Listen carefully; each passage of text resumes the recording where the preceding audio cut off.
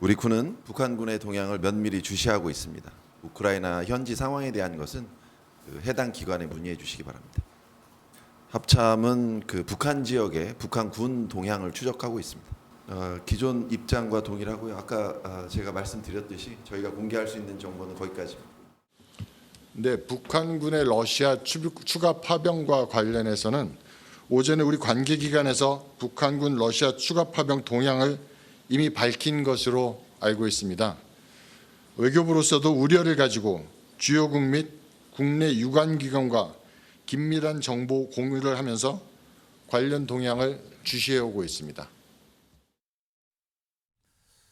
자, 지금 우크라이나 전쟁에 파병됐던 북한 군인들 뭐 대규모 사상자 발생했다는 얘기가 나오고 있죠. 좀 정리 좀 해보겠습니다. 여기 보시면요. 11,000명 정도 파병됐죠. 그중에 4,000명이 숨지거나 다쳤다는 거예요. 이런 얘기가 지금 우크라이나 당국으로부터 나오고 있어요. 전체 병력이 거의 30%잖아요. 그런데 여기엔 전사자가 굉장히 많이 포함됐다고 그러죠. 그런데요. 다음 보시죠. 여기 보시면 이게 이 소식통 통해서 나오는 건데 해외 주재 북한 상사원들이 유럽 지역에서 시신 급속 냉동호 분쇄하는 뭐 빙장 설비를 조사하겠다는 거예요. 이런 얘기가 나오고 또 뭐가 나오냐면 북한 당국이 전사자 시신 인계를 거부하고 있답니다. 지금요. 자, 이 얘기 좀 해보겠습니다. 엄유식 한국 국방안보포럼 사무총장 나와 계십니다. 안녕하십니까. 우선 전사자가 발생했어요. 대규모. 뭐 1,000명 이상이라는 얘기도 많이 나옵니다. 지금. 그런데 북한에서는 이 군인들 시신을 인계를 거부하고 있다는 얘기가 나오거든요. 이걸 왜 거부합니까 지금?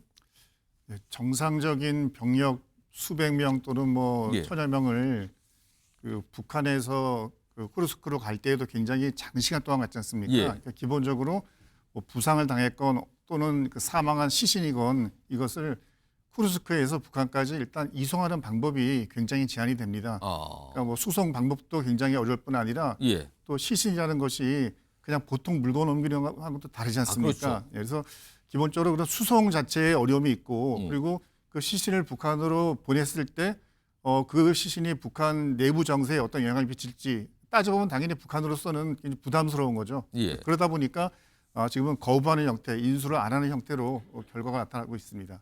그래갖고 지금 아까 표현 나왔지만 빙장이라 그래요. 이게 뭐 액화질소 같은 거를 해서 급속 냉동을 시켜서 이런 표현을 이게 쓰는 게 맞는지 모르겠습니다만 시신을 가루화시킨답니다. 이런 걸 지금 알아보고 있다는데 이 정말일까요 지금요? 이런 얘기가 나옵니다 지금. 예, 보통 우리가 그 장례식을 치를 때는 화장을 하거나 또는 예. 매장하거나 이런 그렇습니다. 건데 여기처럼 빙장이라는 건 사실 저도 처음 들어봤거든요. 이런 게 있답니다 거기선 또. 네.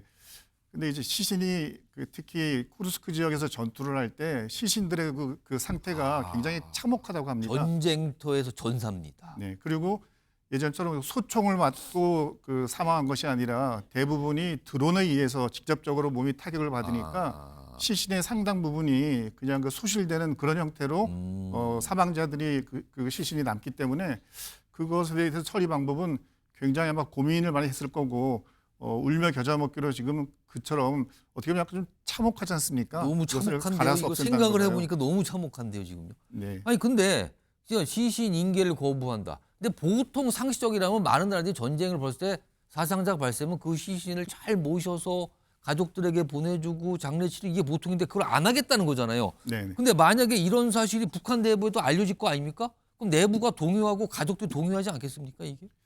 네, 우크라이나 군에게 체포된 북한군 포로들 이야기를 들어보면 처음부터 출발할 때 전투할 것으로 알고 출발하는 게 없지 않습니까? 예. 대부분 그냥 러시아 지역에 가서 훈련을 할 것이다. 그러니까 훈련 때문에 가는 것이다라고 해서 대부분 군인들이 그렇게 알고 갔고 그렇다면 그 군인들뿐만이 아니라 그 가족들도 그냥 훈련하는 걸로 알고 일정 기간이 되면 다시 북한으로 돌아올 걸로 알았는데 시신으로 만약에 돌아간다면 또 시신의 상태도 매우 흉측한 그런 예. 모양으로 돌아가게 된다면 그게 그 파병 갔던 군인들의 동료나 또는 그 군인들의 가족들에게 굉장히 충격이 될 것이고요. 이제 그런 것들은 자칫하면 김정은에 대해서 뭔가 반발하는 그런 심리를 확산시킬 수도 있기 때문에 아마 쉽사리 돌려보내지는 못하는 것 같습니다. 근데 전사했다는 건 알려줘야 될 거 아니에요.